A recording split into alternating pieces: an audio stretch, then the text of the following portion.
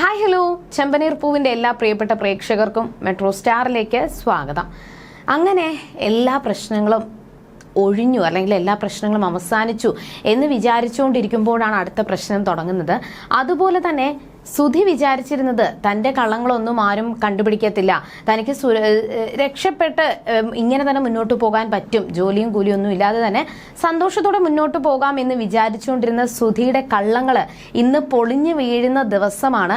ഇനി എന്തൊക്കെയായിരിക്കും സംഭവിക്കുക എന്ന് നമുക്ക് നോക്കാം. അതിനു മുൻപ് ആദ്യമായിട്ടാണ് ഈ ചാനൽ കാണുന്നതെങ്കിൽ തീർച്ചയായിട്ടും സബ്സ്ക്രൈബ് ചെയ്യുക. അപ്പോൾ ഞങ്ങളിടുന്ന പുതിയ സീരിയൽ റിവ്യൂ വീഡിയോസ് എല്ലാം നിങ്ങൾക്ക് ലഭിക്കുന്നതായിരിക്കും. അങ്ങനെ എല്ലാ പ്രശ്നങ്ങൾക്കും ഒടുവിൽ ഇന്ന് സുധിയുടെ കള്ളങ്ങൾ പൊളിയുന്ന ദിവസമാണ്.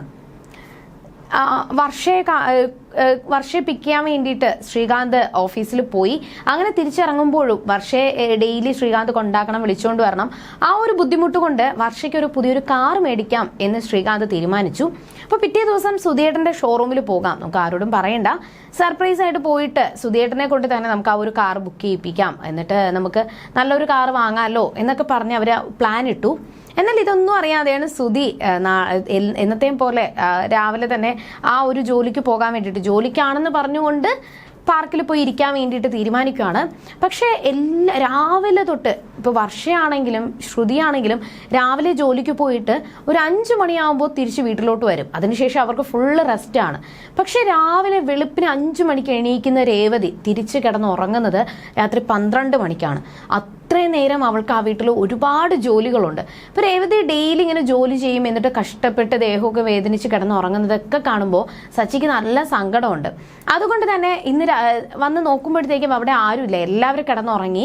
കഥവ് തുറന്നിട്ടിരിക്കുമായിരുന്നു. സച്ചി വന്ന് കഥവൊക്കെ പൂട്ടിയിട്ട് നേരെ നോക്കുമ്പോഴത്തേക്കും രേവതി ഇപ്പോഴും അടുക്കളയിൽ നിന്ന് ജോലി ചെയ്തുകൊണ്ടിരിക്കുകയാണ്. ഒന്നും തീർന്നിട്ടില്ല. പ്രത്യേകിച്ച് സിങ്കിൽ നോക്കുമ്പോൾ നിറയെ പാത്രങ്ങളുണ്ട്. ഈ പാത്രങ്ങളൊക്കെ കഴുകി ഒതുക്കി ഇനി രേവതി എപ്പോൾ കിടന്ന് ഉറങ്ങാനാണ് എന്ന് സച്ചി തിരിച്ചു ചോദിച്ചു. എന്നാൽ വീട്ടിലെ ജോലിയൊക്കെ ചെയ്യണ്ടേ? ഇപ്പോൾ വർഷയാണെങ്കിലും ശ്രുതിയാണെങ്കിലും വിളിക്കാൻ പറ്റത്തില്ല, അവർ ജോലിയൊക്കെ ചെയ്ത് ക്ഷീണിച്ച് വരുവാണ്, അവരെ എങ്ങനെ വിളിക്കാൻ പറ്റും എന്നൊക്കെ പറഞ്ഞ് രേവതി ചോദിക്കുവാണ്. എന്നാൽ രേവതി വേണ്ട, നീ വന്ന് കിടക്ക്, നാളെ രാവിലെ ചെയ്യാം.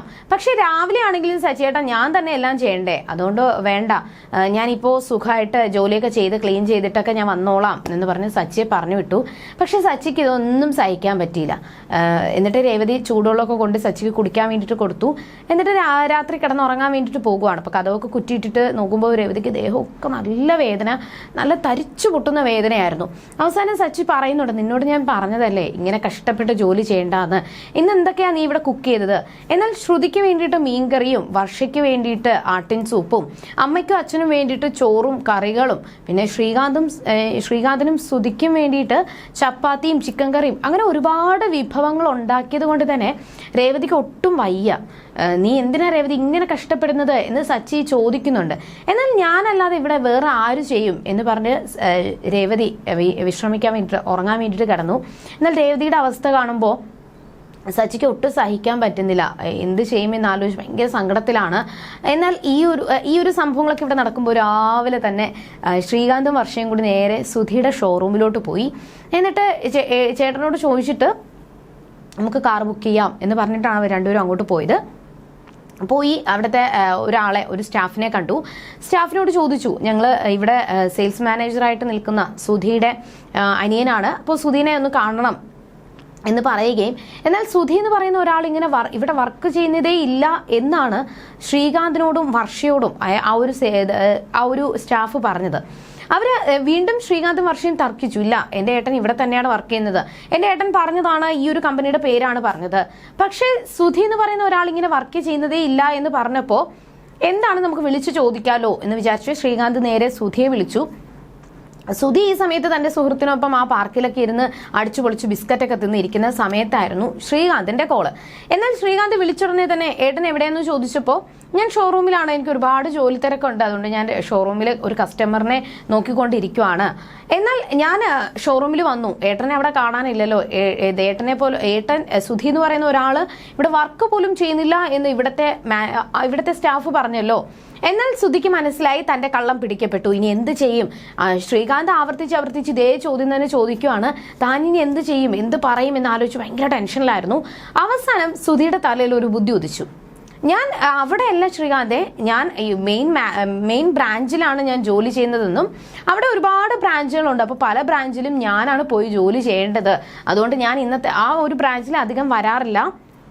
പിന്നെ ഈ ഇടയ്ക്ക് പുതിയ കുറേ സ്റ്റാഫിനെ അവിടെ എടുത്തു എന്ന് പറഞ്ഞു. അപ്പോൾ ആ പുതിയ സ്റ്റാഫ് ആരെങ്കിലും ആയിരിക്കും നിന്നോട് പറഞ്ഞത്, എന്നെ അറിയത്തില്ല എന്ന്. ഞാൻ അധികം അങ്ങോട്ട് വരാറില്ലല്ലോ, അതുകൊണ്ട് എൻ്റെ പേര് അറിയാത്തതായിരിക്കും. എന്നിട്ട് നീ ഒരു കാര്യം ചെയ്യുക, ആ ഒരു സ്റ്റാഫിൻ്റെ കയ്യിൽ ഫോൺ കൊടുക്കാൻ പറഞ്ഞു. ശ്രീകാന്ത് കൊണ്ട് ഫോൺ കൊടുത്തു. എന്നാൽ ഈ സ്റ്റാഫിനോട് സുധി വലിയൊരു സീനിയർ സെയിൽസ് മാനേജർ ആണെന്ന് തെളിയിക്കാൻ വേണ്ടിയിട്ട് നല്ല കട്ടി ഇംഗ്ലീഷിലൊക്കെ അയാളോട് സംസാരിച്ചു. എന്നാൽ അയാൾ പുതിയതായിട്ട് കയറിയ ആളായിരുന്നു. അപ്പോൾ സുധിയുടെ സംസാരം കേട്ടപ്പോൾ സീനിയർ മാനേജറാണ്, എന്നെ വഴക്ക് പറയുന്നതാണെന്ന് മനസ്സിലാക്കിക്കൊണ്ട് സുധിയോട് സോറി പറഞ്ഞു. എന്നിട്ട് സാർ, ഞാൻ പുതിയതായിട്ട് കയറിയ ആളാണ്, എനിക്ക് അത്രയ്ക്ക് അറിയത്തില്ല, സോറി എന്നൊക്കെ പറഞ്ഞിട്ട് അയാൾ പോയി. എന്നാൽ പെട്ടെന്ന് രക്ഷപ്പെട്ടുവെങ്കിലും ഏട്ടനൊരു കാറ് പറ, ഞങ്ങളൊരു കാറ് ബുക്ക് ചെയ്യാൻ വേണ്ടിയിട്ട് വന്നതാണ്, നല്ലൊരു കാർ നോക്കി പറഞ്ഞു കഴിഞ്ഞാൽ ഞങ്ങളത് മേടിക്കാം. അപ്പോൾ സുധി ഉടനെ പറഞ്ഞത്, നല്ല കാറൊന്നും ഇപ്പോൾ ഇല്ല, അവിടെ എല്ലാം പഴയ മോഡലാണ്, 2 ആഴ്ച കഴിയുമ്പോൾ പുതിയൊരു മോഡൽ വരും, അപ്പോൾ നിനക്ക് നല്ല കാർ നോക്കി ഞാൻ തന്നെ ബുക്ക് ചെയ്ത് തരാം എന്ന് പറഞ്ഞ് പതുക്കെ തടി തപ്പി. പക്ഷേ ഇങ്ങനെ പോയി കഴിഞ്ഞാൽ ശരിയാവത്തില്ല, എന്തെങ്കിലും പിടിക്കപ്പെടുമെന്ന് സുധിക്ക് ഇപ്പോൾ മനസ്സിലായി. സുധി നടന്ന സംഭവങ്ങളൊക്കെ ചന്ദ്രമതിയോട് പോയി പറയുകയും എന്നിട്ട് ചന്ദ്രമതി തന്നെ പറയുന്നുണ്ട്, നീ എത്രയും പെട്ടെന്ന് ഒരു ജോലി കണ്ടുപിടിച്ചോ, അവിടെ വർഷമെങ്ങാനും കണ്ടുപിടിച്ചു കഴിഞ്ഞാൽ പിന്നെ നിന്റെ കാര്യം ഗോവിന്ദയാണ് എന്നൊക്കെ പറഞ്ഞുകൊണ്ടിരിക്കുകയാണ്.